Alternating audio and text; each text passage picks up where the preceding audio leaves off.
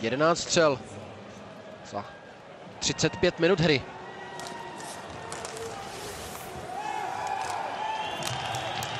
Teď tam Nedvěd zasáhl Tereščenka na vhazování. Otázka je kam.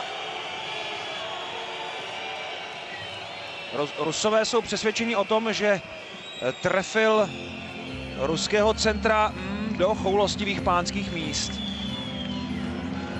Tady je to. Je to tak. Taková klasika centrů.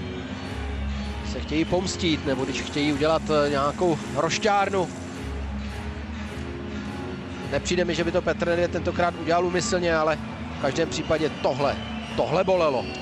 Petr Nedvěd není ten typ hráče, který by podobným způsobem na mezinárodní scéně trefoval soupeře a oslaboval svůj tým.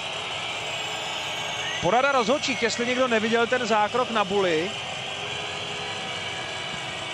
Nedvěd měl rozhodčím říct, že nic špatného neudělal, ale rozhodčí teď ho odehnali. zjišťují, no takhle. jak kdo situaci viděl. Sekání bych asi odpískal už jenom proto, jak to strašně bolelo, ale na druhou stranu souboje středních útočníků na vhazování jsou trošku specifické, protože tam se každý snaží bojovat, jak může.